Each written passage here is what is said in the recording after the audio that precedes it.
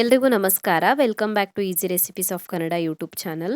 ಇವತ್ತಿನ ವಿಡಿಯೋದಲ್ಲಿ ರುಚಿಯಾಗಿ ತುಂಬಾನೇ ಹೆಲ್ದಿ ಆಗಿರುವಂಥ ಹೆಸರುಬೇಳೆ ಕೋಸಂಬರಿನ ಯಾವ ಥರ ಮಾಡೋದಂತ ತೋರಿಸ್ತಾ ಇದ್ದೀನಿ. ಹೆಸರುಬೇಳೆ ಕೋಸಂಬರಿ ಮಾಡೋದಕ್ಕೆ ನಾನಿಲ್ಲಿ 1 ಕಪ್ ಆಗೋಷ್ಟು ಹೆಸರುಬೇಳೆ ತೊಗೊಂಡಿದ್ದೀನಿ. ಹೆಸರುಬೇಳೆನ 2 ಗಂಟೆವರೆಗೂ ನೆನೆಸ್ಕೊಳ್ಬೇಕು. ನೆನೆದಾದ ನಂತರ ನೀರನ್ನು ರಿಮೂವ್ ಮಾಡಿ ಇಟ್ಕೊಳ್ಳಿ. ಸೊ ಇದಕ್ಕೆ ಇವಾಗ ಒಂದು ಹಸಿಮೆಣಸಿನ್ಕಾಯಿ ಹಾಕ್ಕೊಳ್ತಾ ಇದ್ದೀನಿ. ಮೀಡಿಯಂ ಖಾರ ಇರುವಂಥ ಒಂದು ಹಸಿಮೆಣಸಿನ್ಕಾಯಿನ ಸಣ್ಣಗೆ ಹೆಚ್ಚಿಬಿಟ್ಟು ಹಾಕ್ಕೊಳ್ತಾ ಇದ್ದೀನಿ.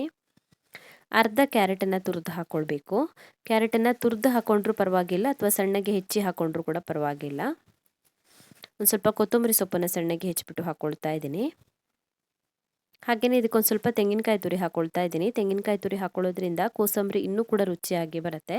ಸೊ ಒಂದು 3 ರಿಂದ 4 ಚಮಚ ಆಗೋಷ್ಟು ತೆಂಗಿನಕಾಯಿ ತುರಿನ ಹಾಕ್ಕೊಳ್ಳಿ, ಜಾಸ್ತಿ ಬೇಡ. ಹಾಗೆಯೇ ಅರ್ಧ ಸೌತೆಕಾಯಿನ ಸಣ್ಣಗೆ ಹೆಚ್ಚಿಬಿಟ್ಟು ಹಾಕ್ಕೊಳ್ತಾ ಇದ್ದೀನಿ. ಸಿಪ್ಪೆ ತೆಗೆದುಬಿಟ್ಟು ಸಣ್ಣಗೆ ಹೆಚ್ಚಿಬಿಟ್ಟು ಹಾಕ್ಕೊಳ್ಳಿ ಸೌತೆಕಾಯಿನ. ರುಚಿಗೆ ತಕ್ಕಷ್ಟು ಉಪ್ಪನ್ನು ಹಾಕ್ಕೊಳ್ಬೇಕು. ಸೊ ಇದನ್ನ ಇವಾಗ ಚೆನ್ನಾಗಿ ಮಿಕ್ಸ್ ಮಾಡ್ಕೊಳ್ಳೋಣ.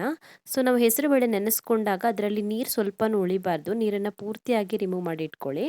ಸೊ ಇದನ್ನು ಚೆನ್ನಾಗಿ ಮಿಕ್ಸ್ ಮಾಡಿಕೊಂಡು ಒಗ್ಗರಣೆ ರೆಡಿ ಮಾಡ್ಕೊಳ್ಳೋಣ. ಒಗ್ಗರಣೆ ಪಾತ್ರೆಗೆ 1 ಚಮಚ ಎಣ್ಣೆ ಹಾಕಿ ಎಣ್ಣೆನ ಚೆನ್ನಾಗಿ ಕಾಯಿಸ್ಬಿಟ್ಟು ನಂತರ ಅದಕ್ಕೆ ಒಂದು ಸ್ವಲ್ಪ ಸಾಸಿವೆ, ಇಂಗು ಮತ್ತು ಕರಿಬೇವಿನ ಎಲೆಗಳನ್ನು ಹಾಕಿ ಚೆನ್ನಾಗಿ ಫ್ರೈ ಆದ ನಂತರ ನಾವು ಆಲ್ರೆಡಿ ಮಿಕ್ಸ್ ಮಾಡಿ ಇಟ್ಕೊಂಡಿರುವಂಥ ಕೋಸಂಬರಿಗೆ ಹಾಕಿ ಮಿಕ್ಸ್ ಮಾಡ್ಕೊಳ್ಬೇಕು. ಸೊ ಒಗ್ಗರಣೆ ಆಪ್ಷನಲ್, ಬೇಕಿದ್ದರೆ ಹಾಕ್ಬೋದು, ಹಾಕಿಲ್ಲ ಅಂದರೂ ಕೂಡ ಪರವಾಗಿಲ್ಲ.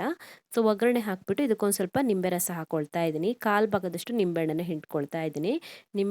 ನಿಂಬೆಹಣ್ಣನ್ನು ಹಿಂಡ್ಕೊಂಡು ಚೆನ್ನಾಗಿ ಮಿಕ್ಸ್ ಮಾಡಿಕೊಂಡ್ರೆ ಆಯಿತು.